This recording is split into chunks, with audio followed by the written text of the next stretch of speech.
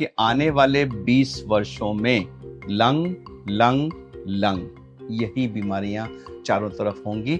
हमारे देश में इसका एक बहुत इम्पोर्टेंट कारण है पॉल्यूशन। हम 12 से 16 बार सांस लेते हैं, अगर हम उसको 24 घंटे में कन्वर्ट करें तो वो करीब 25,000, यानी एक एवरेज एडल्ट 24 घंटे में 25,000 बार सांस लेता है। वेस्टर्नाइजेशन की तरफ जा रहे हैं और घरों में हमारा जो पहले मोज़ैक था जिसको आप रोज साफ कर सकते थे, उसकी जगह कारपेट्स आ रहे हैं जो शायद 2-3 हफ्ते 4 हफ्ते में एक बार वैक्यूम होते हैं और उससे भी वो पूरे साफ नहीं होते, और होते भी हैं तो उनके जो वो रेशे हैं वो तो उड़ते रहते हैं और वो हाईली एलर्जेनिक होते हैं, उसको इनहेल करते हैं और वो एक इम्पॉर्टेंट कॉज है। तो जब भी किसी के घर में अगर अस्थमैटिक चाइल्ड हो तो कृपया कारपेट्स बिल्कुल ना रखें, आर्टिफिशियल फ्लावर्स, बहुत सारी चीजें, सीनरियां, हैवी कर्टेन, इस तरह की चीजें जिनको आप फ्रीक्वेंटली साफ नहीं कर सकते। यह भी अगर आपके घर में बच्चे हैं और अगर उनको एस्थमेटिक टेंडेंसी है तो ये उनके लिए अच्छा नहीं है। दूसरे तरह के वेपिंग डिवाइसेस हो सकते। बहुत सारे प्रिंसिपल्स ने मुझे ये शेयर किया कि डॉक्टर साहब आपने जो ये डिवाइस दिखाई है ई सिगरेट, ये तो हमारे बहुत सारे बच्चों के बैग्स में होती है और वो लोग तो ये कहते हैं कि मैडम ये तो हमारा पेन है। अनफॉर्चुनेटली बहुत से पेरेंट्स मुझे मिले हैं जिन्होंने ये कहा है कि सर हम बच्चे को स्मोकिंग से दूर रखने के लिए ई सिगरेट अलाउ करें। तो मैं कैटेगोरिकली ये स्टेटमेंट देना चाहूंगा कि e cigarette is as unsafe as cigarette smoking, if not more unsafe. सच्चाई ये है कि वो जो ईथर है, वो ये जो ई सिगरेट का मार्केट है, यह है पहली बात तो ये बैंड है। क्या ऐसा है कि किसी को अस्थमा नहीं है लेकिन उनके घर में पेट है तो वो ज्यादा खतरे में है अस्थमा होने के? अगर हम उसी को सीधे विंड पाइप के अंदर डालेंगे तो एक तो इंस्टेंट उसका इफेक्ट होगा और उसकी डोज रिक्वायर्ड वो 1/10 से भी कम होगी। तो सबसे पहला जो प्रिकॉशन है इनहेलर को यूज करने का कि आप उसको उठाइए, उंगली में पकड़ के 30 सेकंड तक उसको शेक कीजिए। और शेक ठीक से हो गया का पता लग सकता है कि अगर आप उसको टॉप को टच करेंगे तो वो थोड़ा ठंडा सा हो जाए। जब आप डूब रहे होते हैं तो आप अपने लंग्स में सांस भरते हैं। आपके शरीर की सबसे जरूरी चीज ऑक्सीजन आपको लंग्स देते हैं। आपके दिल के लिए भी ये बहुत जरूरी है कि आपके लंग्स ऑक्सीजन अच्छी तरह से लें। आपके लंग्स बेशक हमने गानों में सुना हो दिल, जिगर और पता नहीं कौन कौन से ऑर्गन्स के बारे में बात की गई हो, लेकिन लंग्स के बारे में कम बात होती है, जबकि वो बेहद ही जरूरी अंग हैं आपके। ब्रोंकाइटिस, एडिमा, अस्थमा और बहुत तरह की लंग की बीमारियां हैं जिनके बारे में लोग जवाब चाहते हैं, सवाल हैं जिनके जवाब वो ढूंढ रहे हैं। आज आपके सभी सवालों के जवाब देने के लिए मेरे साथ मौजूद हैं डॉक्टर अरविंद कुमार। स्वागत है सर आपका। सबसे पहले बात करते हैं सर अस्थमा पे। लोगों में बहुत से सवाल हैं कि अस्थमा क्या है, किसे होता है, तो सबसे पहले तो यही बताइए कि अस्थमा क्या है। सबसे पहले तो आपका धन्यवाद कि आपने लंग को तवज्जो दी। यूजुअली हार्ट को ही सारा क्रेडिट और सारा अटेंशन मिलता रहता है।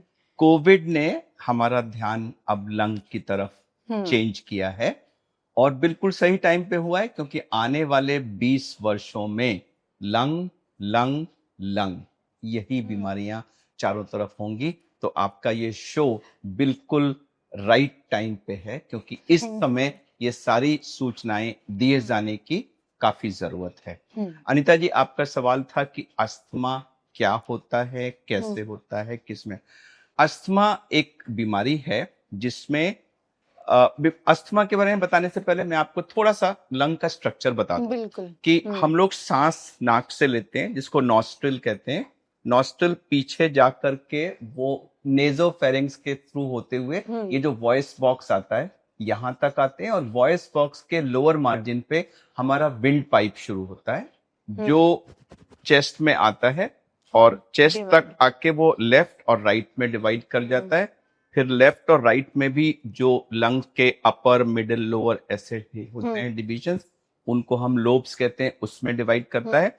और जो हमारे ये विंड पाइप्स होते हैं वो 1-2 में डिवाइड किया, फिर 2 जो ईच फर्दर डिवाइड किया, तो ये डिवीजन, सब डिवीजन, सब ऐसे 22 से 23 बार इनके डिवीजन सब डिविजन्स होते रहते हैं, और जो लास्ट वाला होता है उसको हम टर्मिनल ब्रोंकियोल कहते हैं। वह एक बैलून जैसे स्ट्रक्चर में जाके एंड होता है, जिसको हम एल्वियोलाई कहते हैं। और जब हम हवा से सांस लेते हैं तो उस हवा में 20% ऑक्सीजन होती है। यह ऑक्सीजन उन सब एयर पैसेजेस से होती हुई एल्वियोलाई तक पहुंचती है। एल्वियोलाई की वॉल पर चारों तरफ बहुत पतली पतली खून की नलियां होती हैं, जिनमें खून बहता है, और एल्वियोलाई की वॉल के इस साइड में उसके कैविटी में एयर होती है, जिसमें ऑक्सीजन होती है।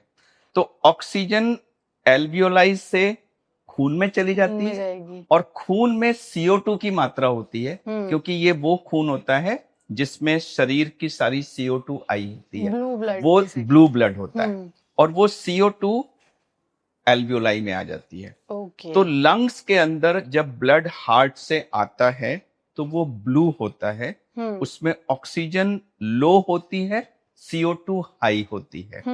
और लंग्स के अंदर जब खून के नली के अंदर का ये जो वीनस ब्लड और एल्वियोलाई के अंदर जो हवा है उसका एक्सचेंज होता है, तो एल्वियोलाई में से ऑक्सीजन ब्लड में आ जाती है, और ब्लड में से CO2 एल्वियोलाई में आ जाती है, जिसको हम सांस के द्वारा बाहर निकाल देते हैं। सुनने में ये काफी कॉम्प्लिकेटेड सा लग रहा है, कॉम्प्लिकेटेड भी है, लेकिन यह अमेजिंग है कि जैसे ही हम जन्म लेते हैं तब से ये प्रक्रिया शुरू होती है।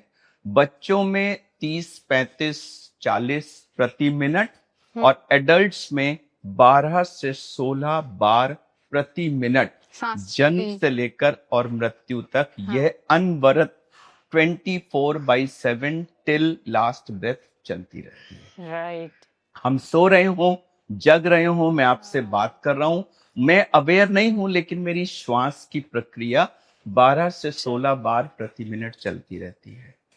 तो ये तो हुआ हमारा नॉर्मल फंक्शन। इसको डॉक्टर साहब ऐसे भी समझ सकते हैं ना, जैसे हमने जोमेटो का कोई डिलीवरी बॉय आया, आपने सांस ली, उसने अपना डिलीवर किया ऑक्सीजन, और जैसे आप कैश देते हैं तो आपने उनको CO2 दिया, और इजी वे में अगर इसे समझना चाहे तो आपने डिलीवरी ली और एक्सचेंज हुआ। आजकल कंटेम्पररी मेथड में एक्सप्लेन करें तो हाँ, ऑक्सीजन हवा जो है वो एक डिलीवरी बॉय है, जो ऑक्सीजन को लेके आ रही है, उसने ऑक्सीजन को डिलीवर किया, और CO2 को जो कैश है उसको लेकर के वो बाहर चली गई। ओनली थिंग इज कि CO2 को हम फेंक देते हैं, कैश डिपॉजिट कर दिया जाता है। जी ठीक है। तो ये प्रक्रिया चलती रहती है। तो ये जो हमारी सांस की नली है, इसकी वॉल में 3 लेयर्स होती हैं। एक अंदर पतली सी लाइनिंग होती है, और फिर एक मसल की लेयर होती है, और फिर एक बाहर एक लेयर होती है। यह गॉड ने इसको ऐसे बनाया हुआ है स्ट्रक्चर कि जरूरत पड़ने पर वो एकदम से मसल्स को कॉन्ट्रैक्ट करके, अगर कोई चीज मान लीजिए फॉरेन बॉडी वगैरह कोई आ जाए तो उसको बाहर फेंका जा सकता है। नॉर्मल कोर्स में हमारा विंड पाइप खुला रहता है, और जो बाकी उसके डिवीजन सब डिवीजन हैं वो भी खुले रहते हैं। इसमें एक पतली सी लाइनिंग होती है म्यूकस की, जो एक सलाइवा जैसा म्यूकस होता है, वो इसको लाइन करके रखता है, जिससे ये ड्राई नहीं होता। तो ये एक नॉर्मल संरचना है। अस्थमा में क्या होता है कि कुछ लोगों में कुछ कारण से ये जो मसल है वो मसल कॉन्ट्रैक्ट कर जाता है, सिकुड़ जाता है। जो अंदर की लाइनिंग है वो लाइनिंग थिक हो जाती है, और उसमें खूब सारा म्यूकस आ जाता है। और समय के साथ जो ये मसल शुरू में तो वो सिकुड़ता है, वो बाद में थोड़ा सा बड़ा हाइपरट्रॉफी हो जाता है, और वो उसकी जो अल्टीमेटली जो हमारे विंड पाइप की ल्यूमेन है, वो ल्यूमेन जो अंदर की उसकी जो रास्ता है वो सकरा हो जाता है। तो आप छोटी सांस ले पाते हैं। तो हम जब नॉर्मली सांस लेते हैं तो हमें जितनी हवा चाहिए उसके लिए गॉड ने उसका साइज विंड पाइप का बनाया हुआ है, और वो हमारे सांस फूलने या सांस में दिक्कत के एहसास के बिना वो सांस की प्रक्रिया चलती रहती है। लेकिन अगर हम उसको नैरो कर देंगे तो हमें वो सांस उतनी ही हवा को पास करने में रेजिस्टेंस ज्यादा होगी। एक पॉइजलीज इक्वेशन होती थी कि जो रेजिस्टेंस है वो रेडियस की to the power 4 inversely proportional होती है। यानी अगर आपका रेडियस जरा सा भी कम हुआ हाँ, तो रेजिस्टेंस उसकी टू द पावर 4 बढ़ बढ़ जाती है। जाएगी। तो जैसे जैसे हमारा ये विंड पाइप उतनी- सकरा होता है उसकी हवा की रेजिस्टेंस बढ़ जाती है, यानी आपको उतनी ही सांस लेने के लिए जो हमारे सांस के मसल्स हैं हाँ, उनको ज्यादा काम एफर्ट करना पड़ता है। तो व्यक्ति को सांस फूलने का एहसास होता है कि मेरी सांस फूल रही है। और जब नॉर्मल 12 से 16 प्रति मिनट में वो एडिक्वेट ऑक्सीजन नहीं पहुंच पाती तो बॉडी फिर ज्यादा बार सांस लेता है। तो ये व्यक्ति फिर 24 बार, 30 बार, 32 बार ज्यादा बार सांस लेता है, जिससे वो ऑक्सीजन को सप्लाई करने की कोशिश करते हैं। अगर मसल्स फिर भी उसको ओवरकम नहीं कर पाते तो हमारे गर्दन के मसल्स, शोल्डर के मसल्स, नाक के मसल्स, ये सब का इनको हम एक्सेसरी मसल्स कहते हैं, ये सब काम करने लग जाते हैं। और अगर आप किसी ऐसे व्यक्ति को देखेंगे ऐसे सांस ले रहा होगा और जब वो सांस की नली सिकुड़ जाती है तो रेजिस्टेंस बढ़ती है, तो फिर उसमें से आवाज भी आने लगती है। जो नॉर्मल ब्रीदिंग होती है वो बिल्कुल साइलेंट होती है, हमको पता भी नहीं होता। हाँ, लेकिन जब हम दमा में वो सिकड़ी हुई नली में सांस लेते हैं तो उसमें आवाज हमारी आने लगती है। तो अगर मैं संक्षिप्त में इसको रिपीट करूं, नॉर्मल जो विंड पाइप है, मेन विंड पाइप और उसके सब डिविजन्स, उसमें पतली सी लेयर होती है अंदर लाइनिंग की, उसमें पतली सी लेयर म्यूकस की होती है, उसके चारों तरफ मसल्स होता है जो रिलैक्स स्टेट में होता है और जो वो भी पतला सा होता है। तो ये वॉल काफी पतली होती है। अस्थमा में जो अंदर की लाइनिंग है, जो म्यूकस है, वो बहुत ज्यादा बढ़ जाता है। लाइनिंग में स्वेलिंग हो जाती है और जो मस्कुलर लेयर है उसमें भी स्वेलिंग हो जाती है और वो ऐसे सिकुड़ जाता है। कुल मिला के मसल के बड़े होने, हाइपरट्रॉफी होने, मसल के सिकुड़ने, जो लाइनिंग है उसके सूजन होने और म्यूकस एक्स्ट्रा होने, इन सब कारणों से जो उसकी अंदर की ल्यूमेन है वो कम हो जाती है। इसलिए हवा के प्रवाह में रेजिस्टेंस बढ़ जाती है, जिससे हमें सांस लेने में दिक्कत होती है। अब इसकी कैटेगरीज होती हैं। माइल्ड, जिसमें बहुत हल्के से मैं आपसे बात कर रहा हूं, अगर मुझे माइल्ड सा अस्थमा है तो शायद मेरी थोड़ी सी सांस फूलने लगेगी, मैं थोड़े ज्यादा बार सांस लूंगा, बट काम चलता रहेगा। उसके आगे हम और बढ़े तो मॉडरेट, जिसमें शायद काम नहीं चलेगा, कुछ ना कुछ रेस्ट्रिक्शन मुझे एक्टिविटी में हो जाएगा। और वही उसका एक सिवियर फॉर्म होता है जिसमें वो इतनी सिकुड़ जाती है कि एक्चुअली आपको सांस प्रॉपर नहीं जाती, आपकी ऑक्सीजन कम होने लगती है, आपके लिप्स, कान, नेल्स सब ब्लू हो जाते हैं और कभी कभी यह इतना सिकुड़ सकता है कि यह फेटल भी हो सकता है। अस्थमा अटैक वही तो सिचुएशन अस्थमा का अटैक माइल्ड हो सकता है, मॉडरेट हो सकता है, सीवियर हो सकता है और फेटल भी हो सकता है। जी। आपने ये वाला जो सवाल पूछा था, ये बहुत अहम है। बच्चों में आजकल खासकर अस्थमा का इंसिडेंस भिन्न भिन्न कारणों से बढ़ रहा है। बच्चे एवरेज 6 से 7 घंटे स्कूल में व्यतीत करते हैं और अक्सर ऐसा होता है कि वो इस बीच में दौड़ रहे होते हैं, भाग रहे होते हैं, कहीं धूल को भी एक्सपोज हो जाते हैं या और कारण जिनसे उनका अस्थमा होता है एक्सपोज। तो इस पीरियड में कभी कभी बच्चों को अस्थमा का अटैक पड़ सकता है। ये टेम्परेरी होगा? वो उस समय माइल्ड भी हो सकता है और सीरियस भी हो सकता है और लाइफ थ्रेटनिंग भी हो सकता है। मैं अवेयर हूं ऐसे कई केसेस का जहां स्कूल्स में अस्थमा का अटैक हुआ और डेथ्स भी हुई हैं। तो अस्थमा मैनेजमेंट इन स्कूल्स एक बहुत इंपॉर्टेंट एस्पेक्ट है क्योंकि इसका इंसिडेंस बढ़ रहा है। एक एनजीओ है हमारा लंग केयर फाउंडेशन, हमने 2019 में दिल्ली के 5-6 स्कूल्स में करीब 3000 से ऊपर बच्चों की एक स्टडी की थी 11 से 14 साल की एज ग्रुप में। उनका एक क्वेश्चनेयर था जिसमें 35-40 सवाल पूछे गए थे, आपको खांसी होती है कि नहीं वगैरह वगैरह, और उनकी एक ऑन साइट स्पायरोमीट्री मशीन से उनका लंग फंक्शन टेस्टिंग किया था। करीब करीब 30% बच्चों में एयरवे ऑब्स्ट्रक्शन यानी जो ये दमा जैसी टेंडेंसी पाई गई थी। 30%। और जिन्हें इस बारे में पता भी नहीं। 95% of them were not aware कि उनको ये बीमारी है।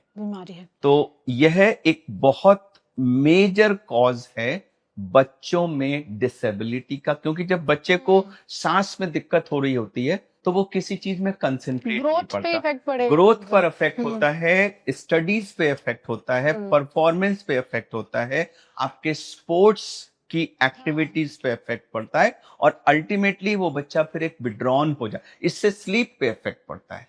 अगर रात को आपको अस्थमा है और आप उसकी वजह से बार बार खांस रहा है बच्चा, सांस नहीं आ रही है, वो कभी इधर की करवट कभी, तो उसकी नींद नहीं पूरी होगी, सुबह वो उठेगा नहीं। आप उसको जबरदस्ती उठा के स्कूल भेज देंगे तो स्कूल में वो सोता रहेगा, या क्लास चल रहा है और उसको नींद आ रही है तो उसकी एकेडमिक परफॉर्मेंस डाउन हो जाएगी।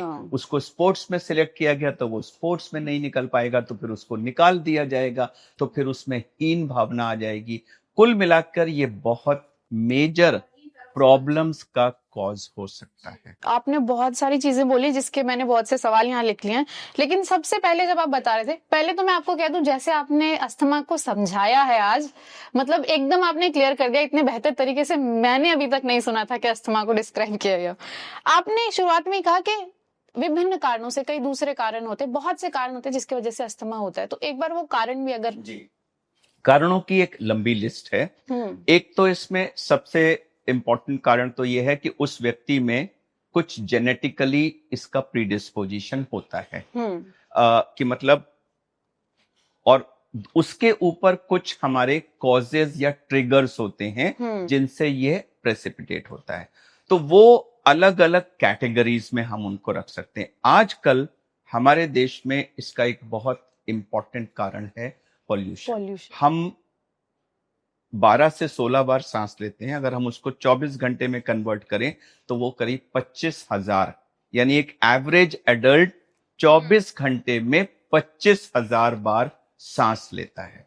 और अगर उस हवा में पॉइजन है, जैसा कि आजकल हमारी हवा में है, पार्टिकल्स के फॉर्म में है, केमिकल्स के फॉर्म में है, तो वो पॉइजन हमारे अंदर जा रहा है, हमारे विंड पाइप की लाइनिंग में स्वेलिंग कॉज करता है, वहां पर म्यूकस प्रोडक्शन कॉज करता है, जिसकी वजह से वो जो एयरवेज हैं वो रिएक्ट करते हैं और वो ऐसे सिकुड़ जाते हैं। तो यह, और हमने भी जो ये स्टडी 2019 में स्कूल्स में की थी, तो दिल्ली में हमारा इंसिडेंस 30% था, लेकिन जब हमने इसको साउथ के मैसूरू और कोट्टयम, इन 2 सिटीज से कंपेयर किया था जहां पॉल्यूशन लेवल कम है, तो वहां अस्थमा का लेवल भी बहुत स्टैटिस्टिकली सिग्निफिकेंटली लो था। और हमने उसमें यही सजेस्ट किया था कि शायद दिल्ली में यह पॉल्यूशन की वजह से। तो यह एक इंपॉर्टेंट कारण है। उसके अलावा किसी भी तरह का धुआं का एक्सपोजर हो, जैसे बच्चे घर में मान लीजिए किचन में चले गए और एकदम से किसी धुएं को एक्सपोज हो गया, आपने बच्चे के आगे एकदम से अगरबत्ती जला दी, धूप बत्ती जला दी, कोई भी धुआं सडनली अगर हैवी मात्रा में उनके अंदर चले जाए तो यह एक हो सकता है। कई बच्चों में इसका प्रेसिपिटेशन होता है इन्फेक्शन से, जैसे आपको वायरल फीवर हुआ, तो वैसे बच्चा ठीक है, लेकिन जैसे ही उसको वायरल हुआ उसको वो अस्थमा जैसी टेंडेंसी आ गई। तो ये वायरल या कोई भी इस तरह के जो इन्फेक्शन हैं, ये एक इंपॉर्टेंट कॉज होते हैं। हमारे घरों में जो कार्पेट्स वगैरह होते हैं, तो उसमें छोटे छोटे जो कार्पेट्स के पार्टिकल्स निकलते हैं वो, और उसमें कुछ कीटाणु छोटे छोटे उनके अंदर आ जाते हैं, और जब बच्चे उस पे चलते हैं और या उस पे खेलते हैं तो वो सांस के थ्रू अंदर जाते हैं। यह एक बहुत इंपॉर्टेंट कारण है, और मैं आपके पॉडकास्ट के थ्रू ये मैसेज सबको देना चाहता हूं कि आजकल एक कार्पेट का कुछ ट्रेंड हमारे देश में भी बढ़ रहा है। वेस्टर्न कंट्रीज में था, और इसीलिए आप देखेंगे कि यूएस में सबसे ज्यादा इंसिडेंस है इसका, एलर्जिक डिसऑर्डर्स, अस्थमा और दूसरे एलर्जिक डिसऑर्डर्स का। हमारे यहाँ ये पहले कम होता था, लेकिन अब जैसे जैसे हम वेस्टर्नाइजेशन की तरफ जा रहे हैं, और घरों में हमारा जो पहले मोज़ैक था जिसको आप रोज साफ कर सकते थे, उसकी जगह कार्पेट्स आ रहे हैं जो शायद 2-3 हफ्ते 4 हफ्ते में एक बार वैक्यूम होते हैं, और उससे भी वो पूरे साफ नहीं होते, और होते भी हैं तो उनके जो वो रेशे हैं वो तो उड़ते रहते हैं हाँ। और वो हाईली एलर्जेनिक होते हैं। तो वह एक बहुत इम्पॉर्टेंट कारण है हमारे उसका। उसी तरह से अगर आपने घर में बहुत सारी आर्टिफिशियल चीजें रखी हैं, आर्टिफिशियल फ्लावर्स, बहुत हैवी किस्म के पर्दे, बहुत सारे शो पीसेस, उन सब पर डस्ट इकट्ठी होती है। हाँ। और हमारे यहाँ डस्ट तो देखिए बहुत है, हाँ। वो डस्ट इकट्ठी होती है और वो डस्ट कभी भी पूरी तरह से साफ नहीं होती। हाँ, कितनी डस्टिंग करें तो बहुत आजकल हो जाएगी। बहुत जगह बड़े हैवी एक्सपेंसिव कर्टन्स और उस पे भी तरह तरह के डिजाइन वो सब होते हैं, वो देखने में बड़े सुंदर लगते हैं। हाँ। लेकिन उनको आप रोज उतार करके साफ नहीं कर सकते। आपने एक हल्का सा सिंपल सा पर्दा डाला है, उसको रॉड को निकालिए, पानी में आप धोइए, अगले दिन लगा दीजिए। बट ये जो डिजाइनर वाले होते हैं, जिनको ड्राई क्लीन कराना पड़ता है, उनको ड्राई क्लीन और उनको उतारना और चढ़ाना भी एक टाइम कंज्यूमिंग प्रोसेस, तो वो बार बार नहीं हो पाते, तो उनमें धूल जमती है। अब जब आप उनको खोलते हो, बंद करते हो या थोड़ा सा भी हिलाते हो, तो अगर कभी एक धूप की रे आ रही हो तो आप देखिए उसमें से काफी मात्रा में डस्ट निकलती है। हाँ। तो जब बच्चे वहां खेलते हैं तो वो इनएडवर्टेंटली उसको इनहेल करते हैं और वो एक इम्पॉर्टेंट कॉज है। तो जब भी किसी के घर में अगर अस्थमैटिक चाइल्ड हो तो कृपया कारपेट्स बिल्कुल ना रखें, आप क्लीन फ्लोर रखिए जिसको आप रोज झाड़ू पोछा कर सकें। हमारा जो इंडियन झाड़ू पोछा है यह अस्थमा का एक बहुत अच्छा प्रिवेंटिव मेजर है। कारपेट्स जिसकी वैक्यूमिंग महीने में एक बार होती है वो अस्थमा को न्योता देने जैसा है। एक आर्टिफिशियल फ्लावर्स, बहुत सारी चीजें, सीनरियां, हैवी कर्टेन, इस तरह की चीजें जिनको आप फ्रीक्वेंटली साफ नहीं कर पाते। यह भी अगर आपके घर में बच्चे हैं और अगर उनको एस्थमेटिक टेंडेंसी है तो ये उनके लिए अच्छा नहीं है। कई घरों में जनरेटर्स रखे होते हैं, यूपीएस रखे होते हैं या और चीजें होती हैं जिनसे धुआं निकलता है, वो भी अगर इन्वर्टर्स हैं, इनसे दिखने भी ना भी निकले तो कई बार इन्वर्टर वगैरह से बड़ी सारी चीजें, स्मेल हैं, केमिकल्स हैं, वो आते हैं। यह भी बच्चों में एक इम्पॉर्टेंट कॉज है। हाँ डॉक्टर साहब, जहाँ पर इन्वर्टर रखा होता है वहाँ नीचे वो पोर्शन खराब हो जाता है और अगर आप उसके पास खड़े होंगे तो वहां से एक अजीब सी केमिकल सी स्मेल आती है, तो वो स्मेल भी कभी कभी बच्चों में अस्थमा का ट्रिगर हो सकती है। एक और बहुत इम्पोर्टेंट ट्रिगर है, जब हमारे घर में पुताई होती है तो वो मजदूर आके रेगमाल से वॉल को रब करते हैं, तो वो जो वॉल की उसकी वो डस्ट निकलती है ना, वो बहुत ही टॉक्सिक होती है एस्थमेटिक बच्चों के लिए। और मैं अगेन आपके पॉडकास्ट के माध्यम से सभी मदर्स को ये मैसेज देना चाहूंगा कि कभी भी अगर आपके घर में पुताई रंगाई इस तरह का काम हो तो प्लीज अपने बच्चों को 1-2 हफ्ते के लिए कहीं और भेज दीजिए। जब पेंट होता है तो पेंट की जो वो पंजेंट सी स्मेल होती है ना, वो भी कई बच्चों में अस्थमा प्रेसिपिटेट होने। डॉक्टर साहब, जो वो डोर्स होते हैं उनको भी पॉलिश किया जाता है, डोर्स को भी घिसा जाता है। हाँ, डोर्स को घिसा जाता है, उसमें से भी वो बुरादा निकलता है। उसके बाद उस पे तरह तरह की पॉलिश होती है, फिर उसमें लैकर होता है। तो ये सब केमिकल्स हैं जो अस्थमा को बच्चों में अस्थमा ट्रिगर्स हो सकते हैं, और आजकल इन्हीं सब के कॉम्बिनेशन की वजह से घर घर में अस्थमा की प्रॉब्लम बढ़ रही है। दूसरा, अगर बच्चे किसी भी तरह का कुछ सब्सटेंस अब्यूज करते हैं, सिगरेट हो सकती है, ई सिगरेट हो सकती है, दूसरे तरह के वेपिंग डिवाइसेस हो सकते हैं। वेपिंग डिवाइसेस तो स्कूल में बच्चों के बैग्स में मिल रहे हैं आजकल। जी, मैंने अभी हाल फिलहाल में एक स्कूल में प्रिंसिपल्स की मीटिंग थी, करीब 100 से ऊपर स्कूल्स के प्रिंसिपल्स की। मैंने उनको इस इशू पे एड्रेस किया था, और जब मैं एड्रेस करके नीचे आया तो बहुत सारे प्रिंसिपल्स ने मुझे ये शेयर किया कि डॉक्टर साहब, आपने जो ये डिवाइस दिखाई है ई सिगरेट, ये तो हमारे बहुत सारे बच्चों की बैग्स में होती है, और वो लोग तो ये कहते हैं कि मैडम ये तो हमारा पेन है। हाँ। बिल्कुल वो बिल्कुल पेन जैसे दिखते हैं। हाँ। तो अनिता जी, चूंकि आपने ये इशू ले आया है और ये बहुत इम्पोर्टेंट आपका पॉडकास्ट है, बहुत भारी संख्या में लोग देखते हैं, तो मैं इस अस्थमा डे पे एक मैसेज ये दे दूं कि ई सिगरेट और वेपिंग यह आजकल एक आम धारणा प्रचलित की जा रही है कि ये दोनों सेफ हैं। सेफ है। अनफॉर्चुनेटली बहुत से पेरेंट्स मुझे मिले हैं जिन्होंने ये कहा है कि सर हम बच्चे को स्मोकिंग से दूर रखने के लिए ई सिगरेट अलाउ कर दिया है। Can you believe it that parents are allowing children to take e-cigarette which they think is safe so that they can stay away from smoking which they know is unsafe. तो मैं categorically ये statement देना चाहूंगा कि e-cigarette is as unsafe as cigarette smoking, if not more unsafe. Cigarette 50-100 साल से हम जानते हैं, उसके बारे में A to Z हम सब कुछ जानते हैं। ई सिगरेट को अभी आए हुए 10 साल हुए हैं और इस 10 साल में ही हम इतने नुकसान जान गए हैं कि अगर कुछ साल और बीते तो उसके नुकसानों की लिस्ट, सिगरेट के नुकसानों की लिस्ट से लंबी। हाँ, आप थोड़े नुकसान बताइए ताकि लोग अवेयर हों। और इससे देखिए ई सिगरेट में क्या होता है, ई सिगरेट में एक जैसे डिवाइस है, उसके अंदर एक चेम्बर होता है, सिलेंडर, जिसमें ईथर होता है। उसमें एक हीटिंग डिवाइस होती है।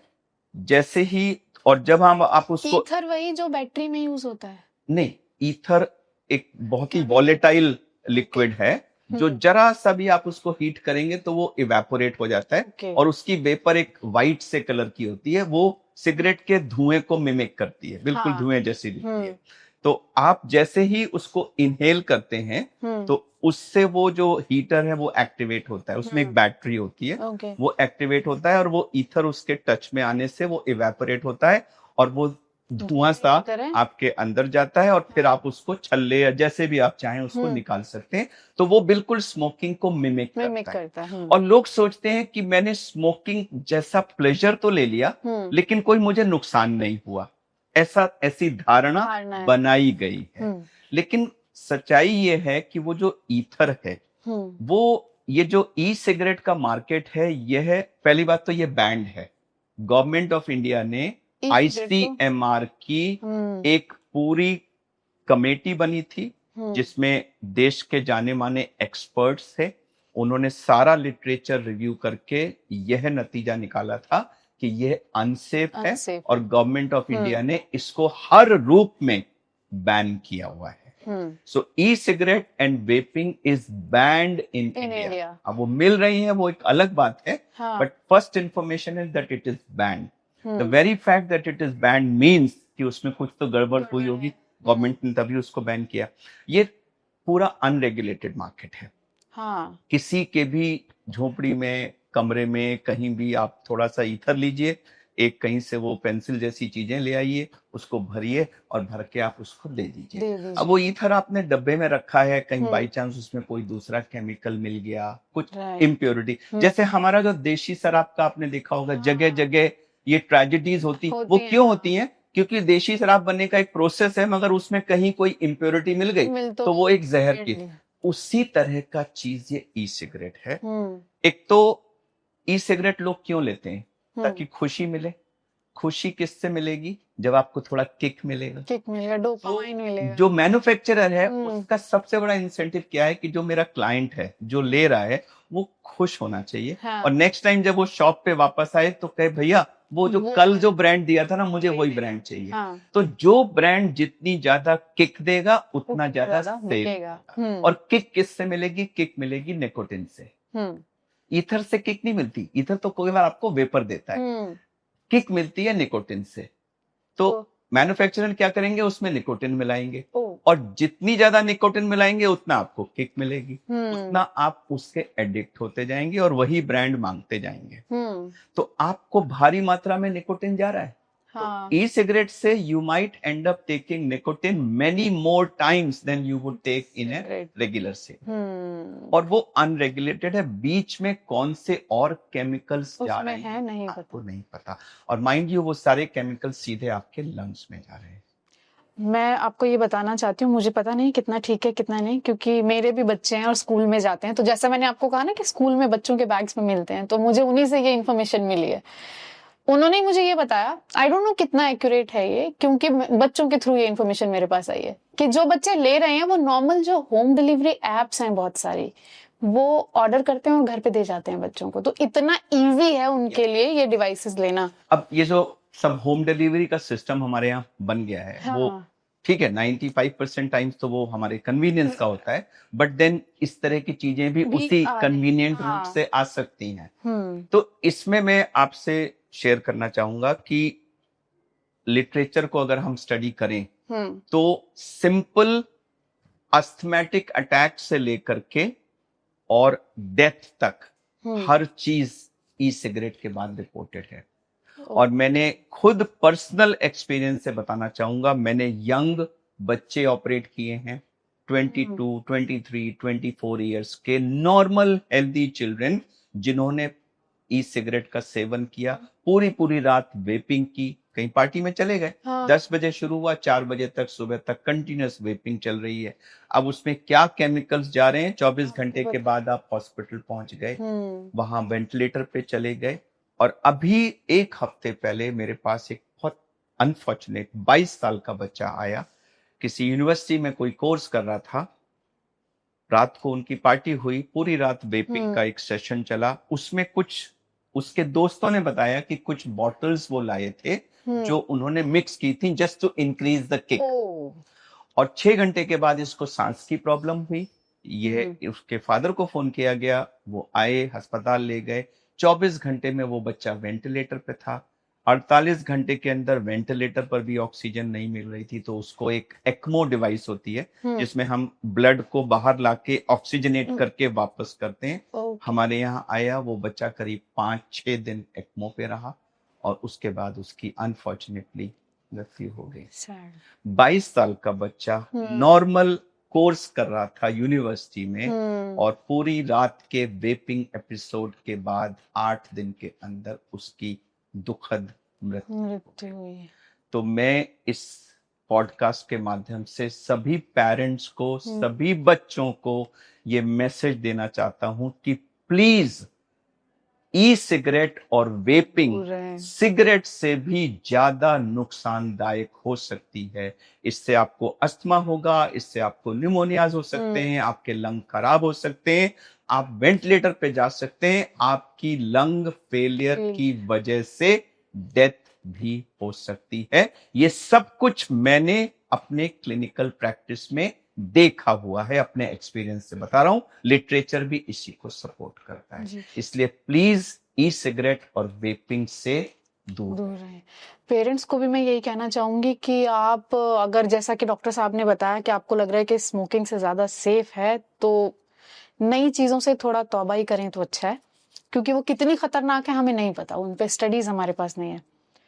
आगे बढ़ते हैं डॉक्टर। एक और सूचना ऐड कर दूं कि अक्सर ये जो ई सिगरेट और वेपिंग है ग्रुप्स में होती है। हाँ तो कुछ बच्चों से मैंने सुना कि अंकल मैं नहीं करती हूँ या मैं नहीं करता हूँ, हाँ। वो मेरा दोस्त है बट अब उसको कंपनी तो देना होता है। तो मैं बताना चाहूंगा कि जैसे सिगरेट को हम कहते हैं एक्टिव स्मोकिंग, पैसिव स्मोकिंग, तो passive smoking is even more dangerous than active smoking, क्योंकि जो स्मोकर है वो तो फिल्टर से ले रहा है, लेकिन जो बाकी लोग हैं वो तो बिल्कुल धुआं ले रहे हैं। तो उसी तरह से ई सिगरेट और वेपिंग में भी जो पैसिव स्मोकिंग वाले हैं, मान लीजिए इस सिगरेट में 2 लोग, इस रूम में 2 लोग ई सिगरेट या वेपिंग कर रहे हैं, और बाकी 4-5 लोग साथ में बैठे हैं जो खुद नहीं पी रहे हैं, लेकिन जो ये धुआं निकल रहा है, जो कमरे में भर रहा है, उनको भी उतना ही नुकसान हो रहा है।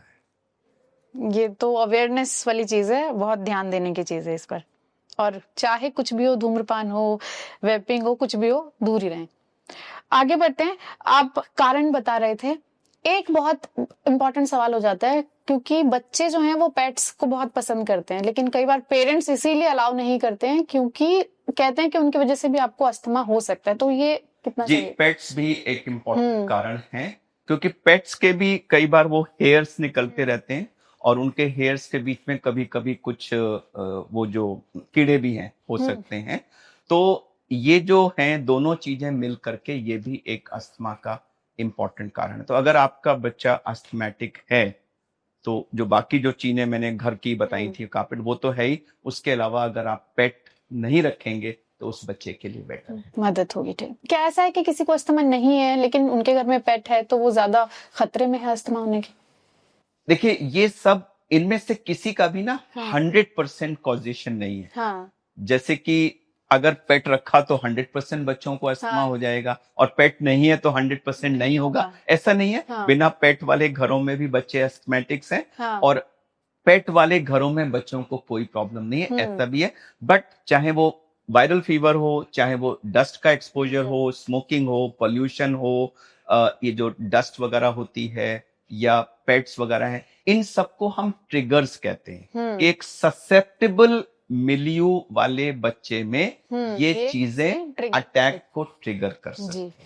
आपने जो ये वेपिंग वाला पूरा बताया, मुझे लगता है इसको हमें और ज्यादा डिटेल में करना चाहिए। इस पे हम जरूर कुछ करेंगे, क्योंकि ये एक्चुअली इस पे अवेयरनेस की जरूरत है। एक्चुअली मैं इस चीज के बारे में बहुत पैशनेट हूँ, अवेयर हूँ, और मैं तो कई स्कूल्स को खुद कहता हूँ कि आप बच्चों को और बच्चों से ज्यादा पेरेंट्स को बुलाइए। मैं अपना काम छोड़ करके आके एड्रेस करने के लिए तैयार हूँ। और मैंने जो कॉम्प्लिकेशंस देखे हैं, जो दुख देखा है, लंग खराब हो गए, न्यूमोनिया हो गया, अस्थमा हो गया, डेथ हो गई, ये सब जो देखा है मैं आपसे शेयर करना चाहता हूँ। जी, हम इस पे जरूर करेंगे कुछ।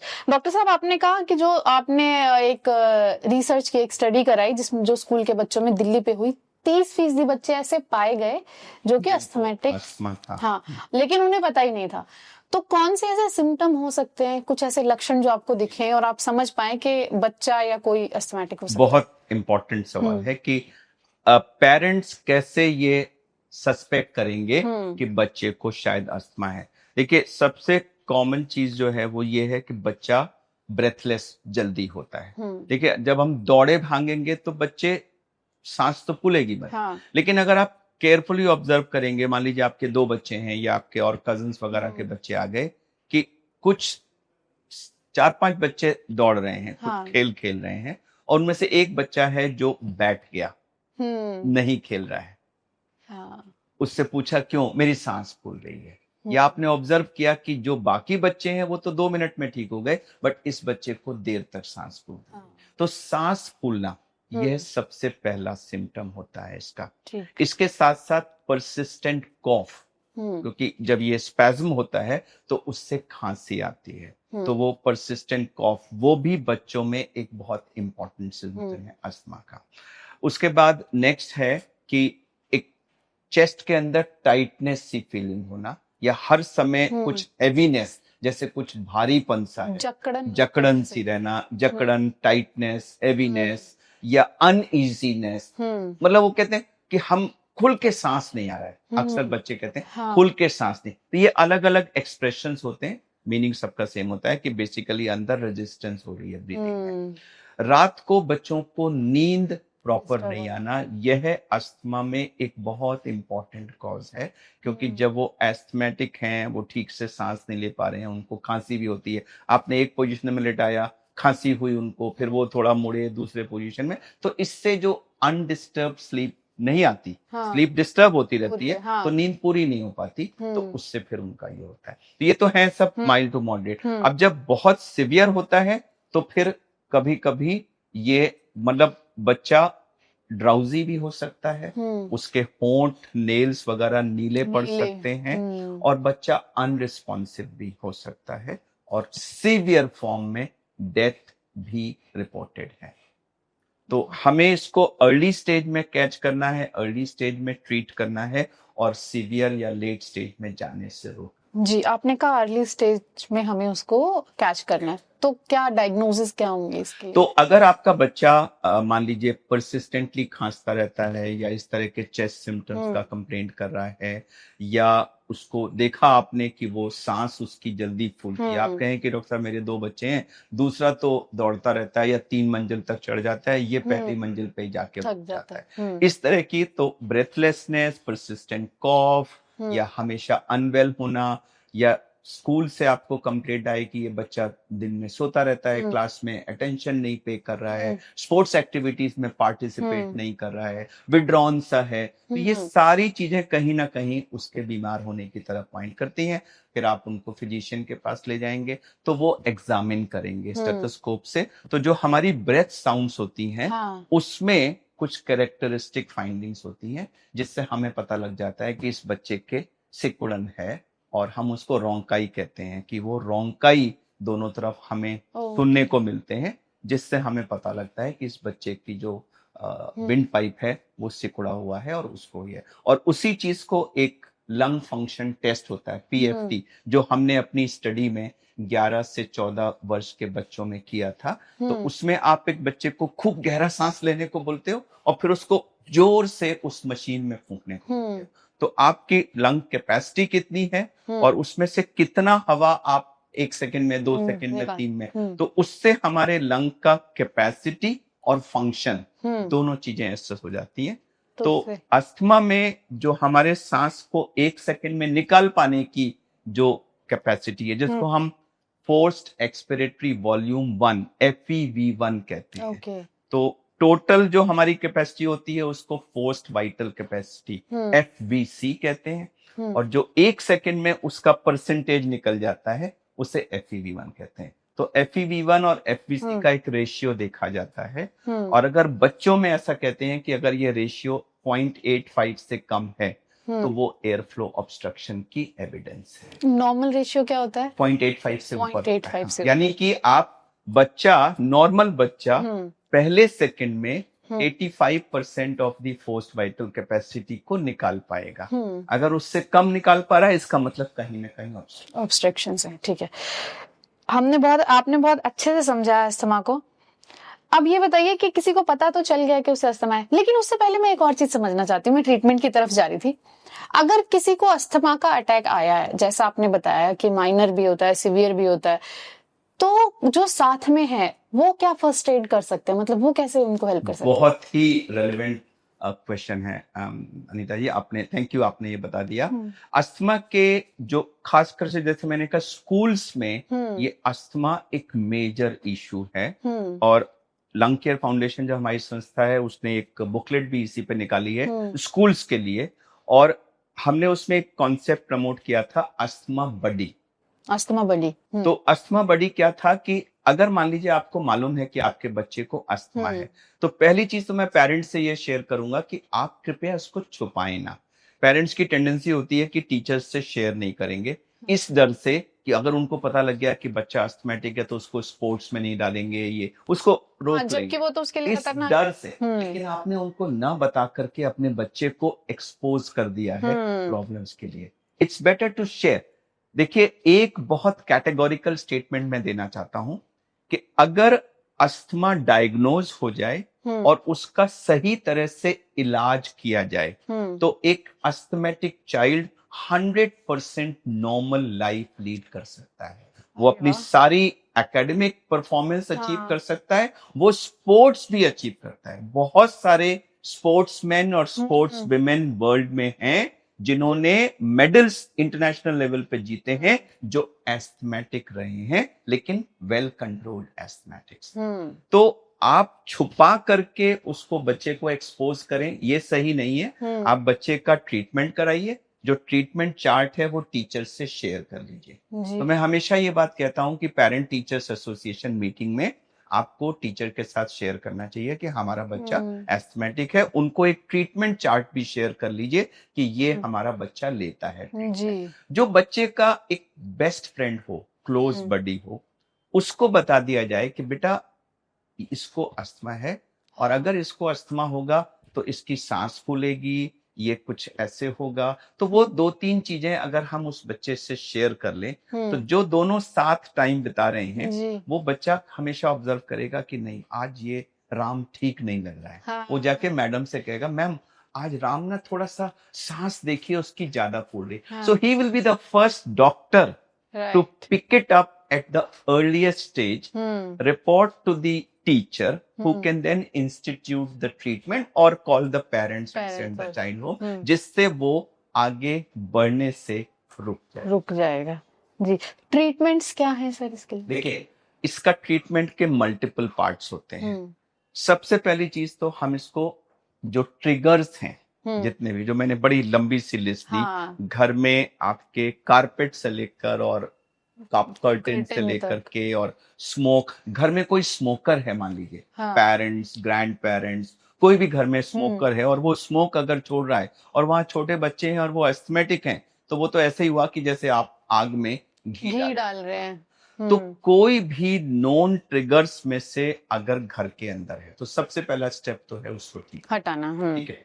दूसरा, इसके साथ साथ इसमें जो हमारी फिजियो, अच्छा एक और चीज है कि कभी कभी नाक की प्रॉब्लम्स होती हैं, नेजल प्रॉब्लम्स, जिसमें नाक में इन्फेक्शन वगैरह होता है, तो उससे कुछ पीछे एक पस जैसा विंड पाइप में जाता है जिसको हम पोस्ट नेजल ड्रिप कहते हैं। ओके। वो अक्सर बच्चों में अस्थमा का एक इम्पॉर्टेंट कारण होता है, तो वो है तो उसको भी आप पहले ट्रीट कराइए, क्योंकि उसी से अस्थमा बढ़ रहा होता है या बन रहा होता है। उसके बाद इसकी ट्रीटमेंट जो है वो कुछ दवाएं होती हैं जो हमारे सिकुड़े हुए विंड पाइप को ओपन करती हैं, उनको हम ब्रोंको डायलेटर्स कहते हैं। तो जो इसकी मेडिसिन है उनको हम दो कैटेगरीज में बांट सकते हैं। एक होती है रिलीवर मेडिसिन और एक होती है कंट्रोलर मेडिसिन। रिलीवर क्या होती है कि आपका मान लीजिए विंड पाइप सिकुड़ गया, अब आपको कुछ ऐसा चाहिए जो तुरंत उसको रिलीव कर सके, ठीक है ना। तो ये ऐसी मेडिसिन हैं जिनको हम ब्रोंको डायलेटर्स कहते हैं जी। जो हम मुंह से भी ले सकते हैं और इनहेलर फॉर्म में भी ले सकते हैं। मुंह से लेंगे तो उसकी मात्रा ज्यादा रिक्वायर्ड होगी और वो एब्जॉर्प्शन में टाइम लगेगा। अगर हम उसी को सीधे विंड पाइप के अंदर डालेंगे तो एक तो इंस्टेंट उसका इफेक्ट होगा और उसकी डोज रिक्वायर्ड वो 1/10 से भी कम होगी। ओके, तो आप इनहेलर लेते हैं तो कम मेडिसिन की जरूरत। इनहेलर में आपको वही चीज ओरल लेने से 1/10 से भी कम डोज बॉडी में जाती है, क्योंकि मिनिमम मात्रा सीधी लंग्स में गई। अगर हमने वही टैबलेट मुंह से ली तो वो पेट में जाएगी, एब्जॉर्ब होगी और ब्लड के थ्रू वो ब्रेन से लेकर टो तक हर अंग को जाएगी। उसकी एक छोटी सी डोज लंग्स को मिलेगी। लेकिन अगर हमने जब इनहेलर दिया तो उसकी सॉलिड 100% डोज सीधे लंग्स में गई, बॉडी के किसी भी हिस्से को और कोई डोज नहीं मिली। तो हमें कम डोज में ज्यादा इफेक्ट मिल जाता है और इंस्टेंट एक्शन मिलता है। तो इसीलिए जब भी कभी एक्यूट अटैक होता है तो उसको कंट्रोल करने के लिए हम जो शॉर्ट एक्टिंग ब्रोंकोडायलेटर्स कहते हैं उनका इनहेलर फॉर्म में उनको हम देते हैं। अब ये तो हमारी इमीडिएट नीड को बीट कर दिया, उसने डायलेट कर दिया। लेकिन जो अंदर म्यूकस प्रोडक्शन हो रहा है, जो लाइनिंग में स्वेलिंग हो रही है, उसको भी तो कम करना है।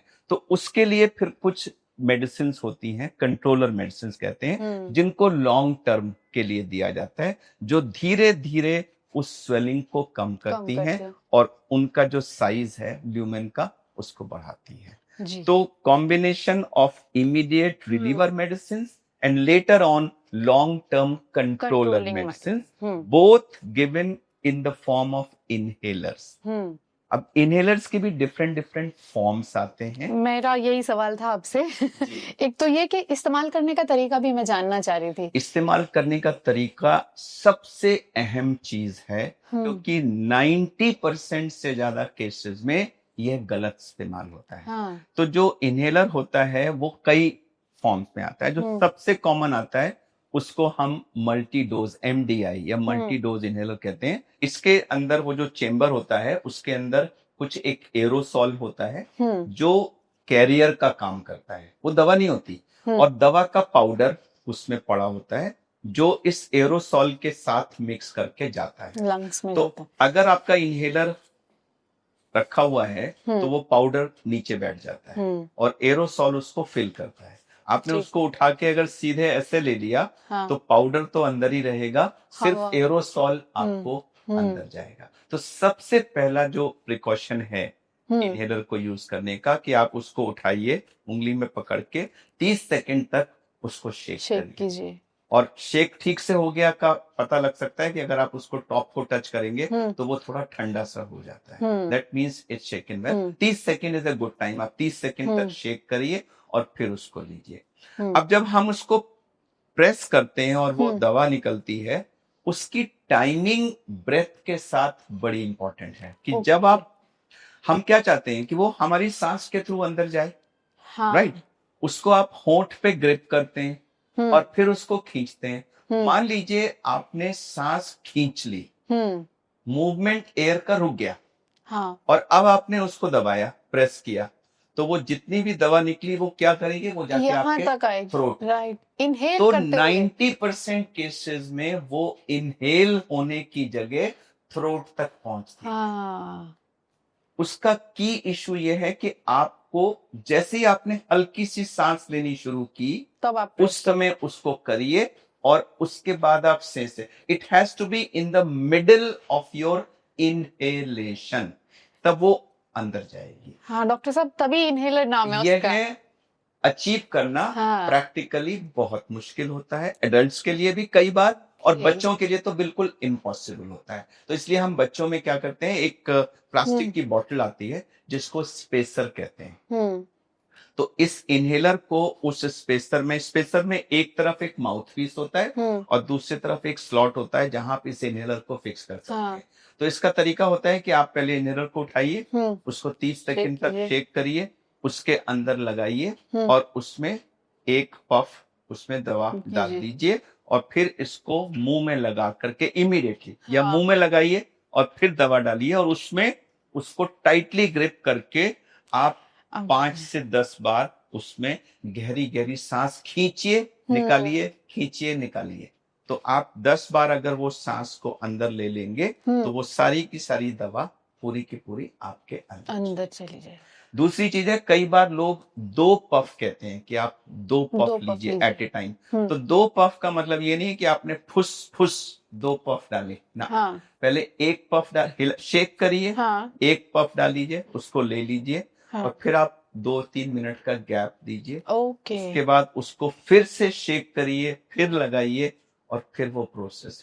2 puffs means same process repeated twice twice. and not 2 puffs put in chamber in one go, वो नहीं। ओके, आप कुछ इनहेलर के टाइप्स के बारे में भी बता रहे थे। इनहेलर्स एक तो ये है जो कॉमनेस्ट है, ये एमडीआई कहते हैं, मल्टी डोज इनहेलर।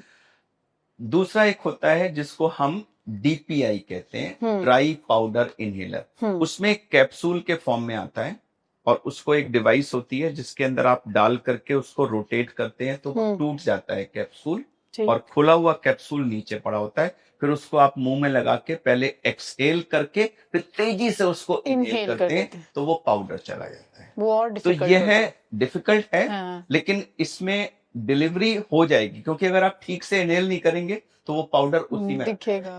तो आपको तेजी से इनहेल करना पड़ता है, लेकिन ये बच्चे नहीं कर सकते, खासकर से 7-8 साल से कम की उम्र के बच्चे इसको नहीं कर पाते। माउथ से इनहेल करने में मुझे तो एक डाउट ये भी आ रहा है कि लंग्स की जगह हो सकता है कि वो आपके स्टमक में चला जाए। हाँ, नहीं, स्टमक में तो नहीं जाएगा क्योंकि जब आप सांस के साथ जा रहा है तो वो आपकी सांस अंदर ही जाएगी। हाँ, कॉमनेस्ट प्रॉब्लम होती है कि वो थ्रोट में जमा हो जाता है अगर आप उसको ठीक से टाइमिंग ना करें। और तीसरा जो तरीका होता है वो ये देने का, वो होता है नेबुलाइजर। नेबुलाइजर में बेसिकली एक इट्स ए कंप्रेसर, वो कंप्रेस्ड एयर आपको देता है। तो उसमें एक नेबुलाइजेशन चेम्बर होता है, तो वो कंप्रेस्ड एयर जब उसमें आती है और नीचे लिक्विड होता है तो वो जो कंप्रेस्ड एयर जब प्रेशर से उस लिक्विड में आती है तो वो सारा का सारा जो पार्टिकल्स हैं वो स्मॉल स्मॉल पार्टिकल्स में इवेपोरेट हो जाता है। तो अगर आपने दवा डाली है तो वो दवा जो है एक मिस्ट के फॉर्म में कन्वर्ट हो जाती है। फिर उसको, इसकी एक ट्यूब होती है जिसको आप मास्क से लगा के उसको फिर इनहेल करते हैं। ठीक। तो डीपीआई, एमडीआई और नेबुलाइजर, ये 3 तरह के हैं इनहेलेशन थेरेपी देने के। तो ब्रोंकियल अस्थमा के लिए जो भी थेरेपी होती है वो मोस्टली इनहेलेशनल थेरेपी होती है। इन्हीं दवाओं को अगर आप मुंह से देंगे तो आपको कहीं ज्यादा मात्रा में लेना पड़ेगा। हाँ, कुछ पेशेंट्स में इन दवाओं के ब्रोंकोडायलेटर्स के अलावा दूसरी दवाएं जैसे स्टेरॉइड्स वगैरह कभी कभी देने पड़ते हैं, तो वो भी इनहेल्ड दिए जाते हैं, लेकिन कुछ सीवियर फॉर्म्स में कभी कभी उसको ओरली देना पड़ता है। ये एक हाईली स्पेशलाइज्ड एरिया है जो फिर आप डॉक्टर की सलाह से फॉलो करें। बच्चों में शुरुआत होती है, बच्चों में इसका हायर इंसिडेंस देखा जाता है और ऐसा कहा जाता है कि ज्यादातर बच्चे जब वो ग्रो करते हैं तो 13-14 साल की उम्र के बाद वो they outgrow the asthma problem, it doesn't carry into adulthood asthma. लेकिन कुछ बच्चों में यह ग्रो करने के बाद एडल्ट अस्थमा में भी कन्वर्ट हो जाता है और एडल्टहुड में भी चलता रहता है। कुछ लोगों में ऐसा भी होता है कि उनको बचपन में नहीं थी बट उनको बड़े होने के बाद ये अस्थमा की प्रॉब्लम शुरू हो जाती है। बच्चों में जब भी हम ये एयर फ्लो ऑब्स्ट्रक्शन देखते हैं तो उसका मोस्ट ऑफ द टाइम कारण ब्रोंकियल अस्थमा होता है। ओके। एडल्ट्स में खासकर से 30-35 की उम्र के बाद अगर आप एयर फ्लो ऑब्स्ट्रक्शन देखें तो उसके दो कारण आ जाते हैं। एक अस्थमा, जिसमें ये एयर फ्लो ऑब्स्ट्रक्शन रिवर्सिबल होता है कि आपने देखा, टेस्ट किया, उसमें ऑब्स्ट्रक्शन है, आपने ब्रोंकोडायलेटर दिया, वो ऑब्स्ट्रक्शन रिलीफ हो गया या इम्प्रूव हो गया, तो ये रिवर्सिबल है। और दूसरी एक और डिजीज होती है जो कि स्मोकिंग और अब एयर पोल्यूशन से रिलेटेड है, जिसको हम सीओपीडी कहते हैं, COPD, chronic obstructive pulmonary disease. उसमें भी एयर फ्लो ऑब्स्ट्रक्शन होता है, लेकिन वो फिक्स्ड होता है, वो इरिवर्सिबल। कुछ ऐसा है, क्योंकि सीओपीडी भी पॉल्यूशन की वजह से भी वो होती है, जरूरी नहीं है कि आप स्मोकिंग कर रहे हो। जो बच्चे जिनको अभी अस्थमा है लेकिन आगे जाकर वो ठीक हो गए, जैसा कि आपने कहा कि एक उम्र के बाद अपने आप ठीक हो सकता है, लेकिन लेटर ऑन उन्होंने स्मोकिंग शुरू किया, क्या कुछ ऐसा है कि वो बच्चे या वो इंडिविजुअल जिनको बचपन में अस्थमा था, इन फ्यूचर उनको सीओपीडी होने के चांसेस ज्यादा हैं? देखिए, जिसको बचपन में अस्थमा था, अगर वो अस्थमा एडल्टहुड में नहीं कैरी हुआ, मान लीजिए वो इम्प्रूव हो गए, लेकिन बाद में कहीं ना कहीं उनको बचपन में अस्थमा था का इसका मतलब उनका अस्थमा जो है वो एक तरह से उसमें एयरवे जो हमारे जो एयरवेज होते हैं वो हाइपर इरिटेबल और हाइपर रिस्पॉन्सिव होते हैं। ऐसा कहा जाता है कि it is a hyper responsiveness of the airway, कि वही इरिटेंट मैंने लिया, मेरा एयरवे एकदम से ऐसे नैरो हो गया, वही इरिटेंट आपने लिया, शायद आपका एयरवे उतना रिस्पॉन्ड नहीं करेगा या बिल्कुल रिस्पॉन्ड नहीं करेगा। So airway hyper responsiveness is an important component in the causation and continuation of asthma. तो जिसका एयरवे हाइपर रिस्पॉन्सिव एक टाइम पे था, एडल्ट होने के बाद वो इम्प्रूव हो गया, तो बाद में भी वो कहीं ना कहीं वो टेंडेंसी तो रहेगी। तो एयर पोल्यूशन है, पैसिव स्मोकिंग है, एक्टिव स्मोकिंग है, दूसरे बहुत सारे केमिकल्स हैं, ये सारे फैक्टर्स जब आप पे एक्ट करेंगे तो हो सकता है वो आपको सीओपीडी के लिए प्रीडिस्पोज करें। और आजकल हमारे देश में नॉन स्मोकिंग सीओपीडी यह एक इम्पोर्टेंट एंटिटी के रूप में उभर रहा है। पुराने टाइम में तो उसको स्मोकिंग में ही कहा जाता था, लेकिन यह हमारे रूरल एरिया से रिपोर्ट हो रही है लेडीज में, जहाँ की चूल्हा बर्निंग की वजह से उनका मैसिव एक्सपोजर होता है। तो यह नॉन स्मोकिंग सीओपीडी एक इम्पोर्टेंट एंटिटी है जी। डॉक्टर साहब, आपने कहा कि कई ऐसे केसेस भी होते हैं जिनमें कि अस्थमा की जो दवाइयां हैं, कंट्रोलिंग मेडिसिन, वो लाइफ टाइम चलती हैं। तो ऐसा क्यों है कि हमारे पास अस्थमा, हम कहते हैं कि 100% वो ठीक नहीं हो सकता, क्योर नहीं है अस्थमा का? देखिए, क्योर उस चीज का होता है जहां आपको एग्जैक्ट कॉज पता होता है और वो कॉज ट्रीटेबल होता है। जी। जैसे मान लीजिए मुझे कोई इन्फेक्शन हुआ, कोई भी इन्फेक्शन हुआ, गले में हुआ, मुझे पता है कि गले में इन्फेक्शन इस बैक्टीरिया की वजह से होता है, मैंने उस बैक्टीरिया पे एक्ट करने वाली एंटीबायोटिक दी, 5 दिन का या 7 दिन का कोर्स लिया, वो बैक्टीरिया क्योर हो गया, मेरा प्रॉब्लम क्योर हो गया। You know the cause, you treat the cause and the problem is cure. Asthma में हमें जो कुछ मालूम है यह कॉजेशन की थ्योरीज हैं, बट एग्जैक्ट कॉज कि वो हम कहते हैं कि उसमें ऑटो इम्यून मैकेनिज्म्स हैं, एयरवे हाइपर रिस्पॉन्सिवनेस है, बहुत सारे केमिकल्स, इंटरफेरॉन्स, ये मतलब there is a lot of biochemistry which is known behind it. But वो बायोकेमिस्ट्री के पीछे वो ट्रिगर क्या है जिसने वो सारी बायोकेमिस्ट्री को स्टार्ट किया? वो बायोकेमिस्ट्री तो मुझ में भी हो सकती है, आप में भी हो सकती है, आप में नहीं हो रही है, मुझ में हो रही है। What is that exact cause, trigger, ये अभी किसी को नहीं पता। हमें कॉजेशन मालूम है कि ये यहाँ से शुरू होता है, ये इसको लीड करता है, बहुत सारे chemicals, pathways, lot of stuff is known, but I think what is not known is probably more than what is known. तो जब हमें एग्जैक्ट कॉज नहीं मालूम तो हम उसका एग्जैक्ट क्योर कैसे कर पाए? तो आज हमारा गोल उसके प्रेसिपिटेटिंग, एग्रेवेटिंग कॉजेस को रिमूव करने का होता है कि इनको हटा दो तो कम हो जाएगा, फिर भी हो जाए तो उसको कंट्रोल करो। हम्म। साइकोथेरेपी का बड़ा रोल होता है इसमें। इसमें फिजियोथेरेपी का भी रोल होता है कि जो एक्सरसाइजेज हैं हाँ चेस्ट की, जो योगा की हाँ एक्सरसाइजेज हैं, प्राणायाम है, अनुलोम विलोम है, कपालभाति है, ये सब चीजें हेल्प करती हैं। इसके साथ साथ मेडिटेशन बहुत हेल्प करता है, क्योंकि जी अस्थमा का इमोशंस के साथ भी एक इम्पॉर्टेंट हाँ एसोसिएशन है। Emotional crisis hmm always precipitates asthma in asthmatic individuals.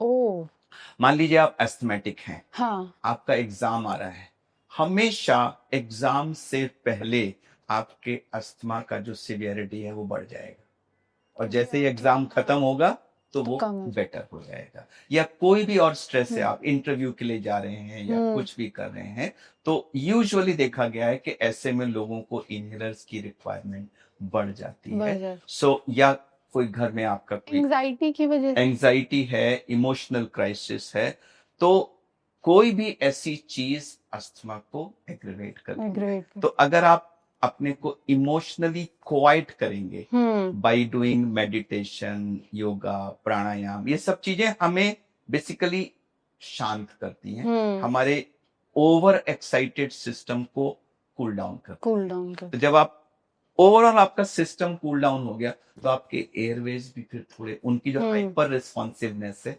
वो कम वो कम हो जाएगी। So a quiet person will probably have a quiet windpipe also, and a very excited person will have an excited windpipe also. एक सवाल है, क्या BP का भी कुछ फिर इस पे इफेक्ट पड़ेगा? क्योंकि अगर आप जो है स्ट्रेस लेते हैं या आपको एंजाइटी होती है तो उसका तो हाइपर टेंशन वाले जो लोग हैं बच्चों में तो ये नहीं इम्पोर्टेंट है, लेकिन बट बड़ों में एडल्ट्स में हो सकता है। हाँ तो उनका आपस में कोई कोरिलेशन नहीं है, but they both come from the same cause. हाँ अगर आप हाइपर एक्साइटेड हैं तो उससे आपका ब्लड प्रेशर भी बढ़ सकता है, उससे आपका अस्थमा अस्थमा भी भी जी। फूड बहुत इंपॉर्टेंट हो जाता है किसी भी हेल्थ इशू में, कि आप क्या खाएं क्या ना खाएं। तो कोई अगर अस्थमैटिक है तो उसकी डाइट कैसी होनी चाहिए? एक तो कई बार ये कहा जाता है कि कोल्ड चीजों से ये दूर रहे। प्रेसिपिटेट होता है, तो बहुत से लोगों को कोल्ड से होता है, जैसे सडनली उन्होंने ठंडे से नहा लिया। कुछ बच्चों को एक्सरसाइज से भी हो जाता है। Exercise induced asthma is a very well known entity, कि आपने एक्सरसाइज की और एकदम से आपका अस्थमा बढ़ गया। उसी तरह से सडन एक्सपोजर टू कोल्ड और sudden exposure to cold foods also can sometimes precipitate asthma. बहुत ज्यादा स्पाइसी, बहुत ज्यादा फ्लेवर वाले या इस तरह के जो फूड्स हैं उससे भी ये हो सकता है। हाईली कलर्ड जो चीजें होती हैं वो भी हमें नुकसान पहुंचाती। फूड कलर वाली फूड में जिसमें बहुत हाई कलर्ड, जैसे आजकल कई बार मैंने देखा है वो जो फ्रेंच फ्राइज वगैरह होती हैं, उनको पता नहीं अजीब अजीब सा बिल्कुल रेड कलर का कलर करके, होता है। वो सब कलरिंग एजेंट्स हैं। ये सारे कलरिंग एजेंट्स केमिकल्स हैं और ये सब बच्चों को नुकसान पहुंचाते हैं जाके।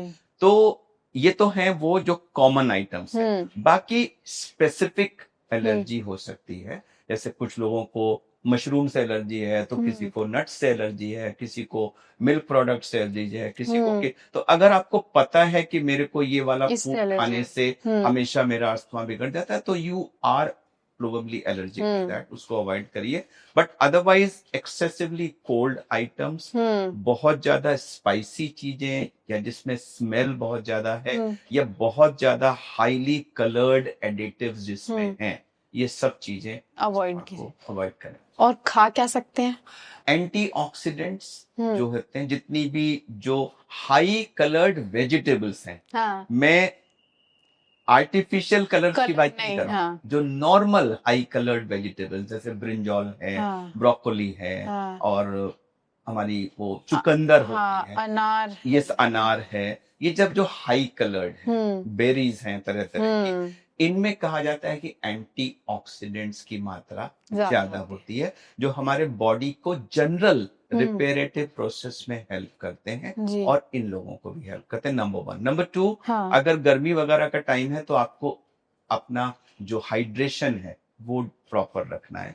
अगर आप डिहाइड्रेट होंगे तो आपकी विंड पाइप की जो लाइनिंग है वो भी डिहाइड्रेट होगी और वो भी आपको बढ़ा सकती है। तो तीसरा एक बहुत रिसेंट एसोसिएशन आया है ओबेसिटी और अस्थमा का। हमने जो ये लंग केयर फाउंडेशन ने जो स्टडी की थी, इसमें भी ये देखा हमने कि जो बच्चे ओवरवेट या ओबीस थे, उनके अस्थमेटिक होने का चांस कई गुना था within the study as compare to children who were normal weight. तो ये एक एसोसिएशन हमने पाया, और बाद में जो हमने स्टडी किया तो ये पाया कि air pollution is actually leading to obesity also. Air pollution obesity? जी, हाल ही में ये डेटा आया है कि air pollution can also lead to obesity, because जो पार्टिकुलेट मैटर्स होते हैं ये हमारे फैट में जाके जमा हो जाते हैं, वो फैट मेटाबॉलिज्म को डिस्टर्ब करते हैं और उसकी वजह से ओबेसिटी भी होती है।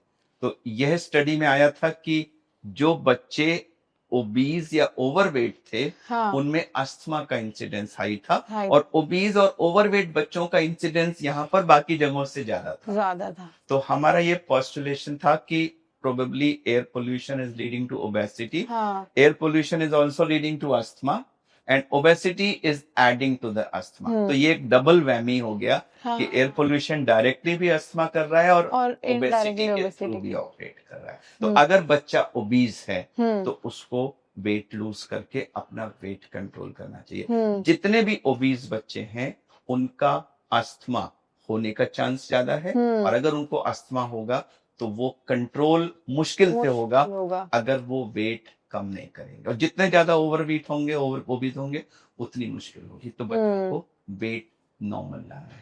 डॉक्टर साहब, जैसे आपने इंफॉर्मेशन दी है और जैसे आपने चीजें एकदम ऐसा लग रहा था जैसे मैं नर्सरी का कोई स्टूडेंट हूँ और आप मुझे बिल्कुल क्लियरली अल्फाबेट समझा रहे हैं कि कैसे क्या है। बहुत बहुत धन्यवाद। Thank you. तो ये थी मैं अनीता शर्मा, और मेरे साथ थे डॉक्टर अरविंद कुमार, जिन्होंने इतनी बारीकी से आपको आपके लंग्स के बारे में बताया कि आप भी जानकर कहेंगे कि क्या बात है, मुझे तो इतना कुछ पता ही नहीं था। ऐसे ही और इन्फॉर्मेटिव वीडियोस के साथ मैं अनीता शर्मा आपसे जल्द ही फिर मिलूंगी। तब तक अपना ख्याल रखें, सेहतमंद रहें, और जैसा कि डॉक्टर अरविंद ने कहा, धू और धू से बचकर रहें, अपना ख्याल रखें और एनडीटीवी इंडिया देखते रहें।